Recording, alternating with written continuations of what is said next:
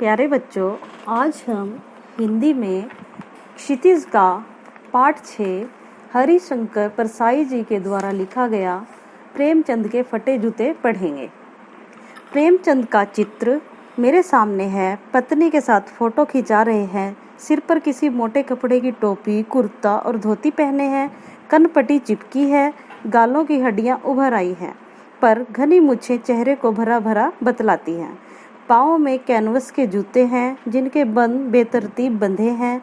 लापरवाही से उपयोग करने पर बंद के सिरों पर की लोहे की पतरी निकल जाती है और छेदों में बंद डालने में परेशानी होती है। तब बंद कैसे भी कस लिए जाते हैं। दाहिने पाँव का जूता ठीक है, मगर बाएं जूते में बड़ा छेद हो गया है, जिसमें से अंगुली बाहर निकल आई है। मेरी दृष्टि इस जूते पर अटक गई है। सोचता हूँ, फोटो खिंचाने की अगर यह पोशाक है तो पहनने की कैसी होगी। नहीं, इस आदमी की अलग अलग पोशाकें नहीं होंगी। इसमें पोशाकें बदलने का गुण नहीं है। यह जैसा है वैसा ही फोटो में खिंच जाता है। मैं चेहरे की तरफ देखता हूँ। क्या तुम्हें मालूम है, मेरे साहित्यिक पुरखे की तुम्हारा जूता फट गया है और अंगुली बाहर दिख रही है। क्या तुम्हें इसका जरा भी एहसास नहीं है? जरा लज्जा, संकोच या झेप नहीं है? क्या तुम इतना भी नहीं जानते कि धोती को थोड़ा नीचे खींच लेने से अंगुली ढक सकती है? मगर फिर भी तुम्हारे चेहरे पर बड़ी बेपरवाही, बड़ा विश्वास है। फोटोग्राफर ने जब रेडी प्लीज कहा होगा, तब परंपरा के अनुसार तुमने मुस्कान लाने की कोशिश की होगी। दर्द के गहरे कुएं के तल में कहीं पड़ी मुस्कान को धीरे धीरे खींचकर ऊपर निकाल रहे होंगे कि बीच में ही क्लिक करके फोटोग्राफर ने थैंक यू कह दिया होगा। विचित्र है यह अधूरी मुस्कान। यह मुस्कान नहीं, इसमें उपहास है, व्यंग्य है। और ऐसे बुलाकर देने वालों, यह कैसा आदमी है जो खुद तो फटे जूते पहने फोटो खिंचा रहा है, पर किसी पर हंस भी रहा है। फोटो ही खिंचाना था तो ठीक जूते पहन लेते या ना खिंचवाते। फोटो ना खिंचाने से क्या बिगड़ता था? शायद पत्नी का आग्रह रहा हो और तुम अच्छा चल भाई कहकर बैठ गए होंगे। मगर यह कितनी बड़ी ट्रेजेडी है कि आदमी के पास फोटो खिंचाने को भी जूता ना हो। मैं तुम्हारी यह फोटो देखते देखते तुम्हारे कलेश को अपने भीतर महसूस करके जैसे रो पड़ना चाहता हूँ, मगर तुम्हारी आंखों का यह तीखा दर्द भरा व्यंग्य मुझे एकदम रोक देता है। तुम फोटो का महत्व नहीं समझते होते तो किसी से फोटो खिंचाने के लिए जूते मांग लेते। लोग तो मांगे के कोट से वर दिखाई करते हैं और मांगे की मोटर से बारात निकालते हैं। फोटो खिंचाने के लिए तो बीबी तक मांग ली जाती है। तुमसे जूते ही नहीं मांगते बने। तुम फोटो का महत्व नहीं जानते।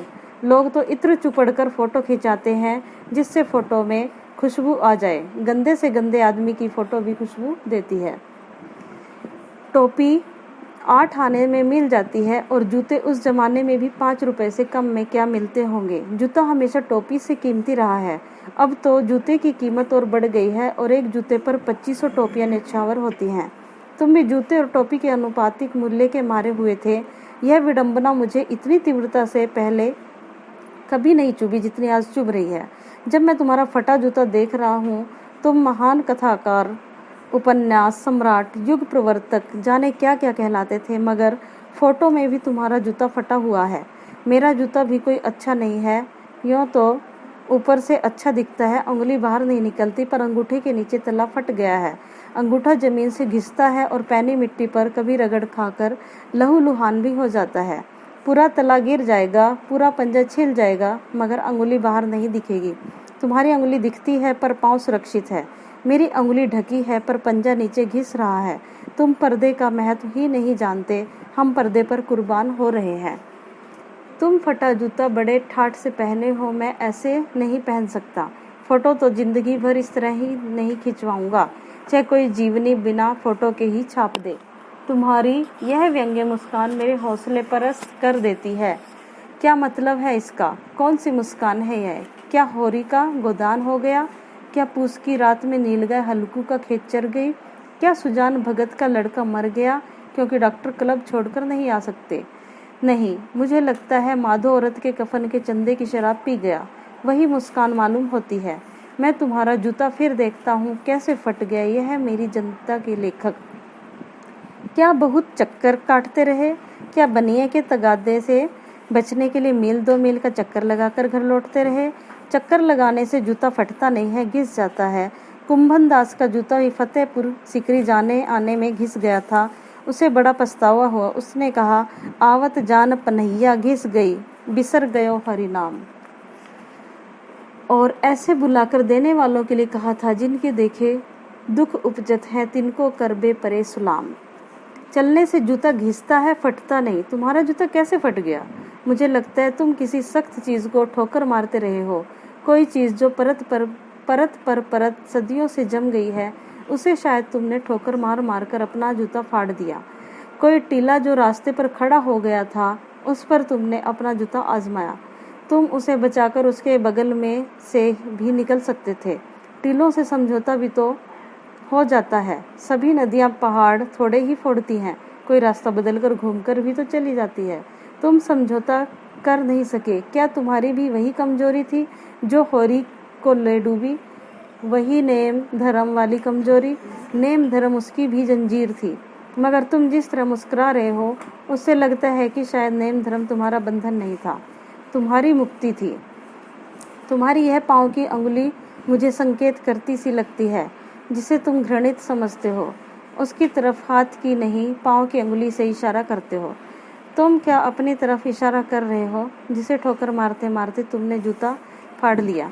मैं समझता हूँ, तुम्हारी अंगुली का इशारा भी समझता हूँ और यह व्यंग्य मुस्कान भी समझता हूँ।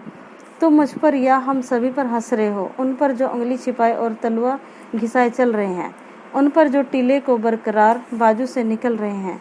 तुम कह रहे हो, मैंने तो ठोकर मार मार कर जूता फाड़ लिया, अंगुली बाहर निकल आई, पर पाँव बच रहा और मैं चलता रहा।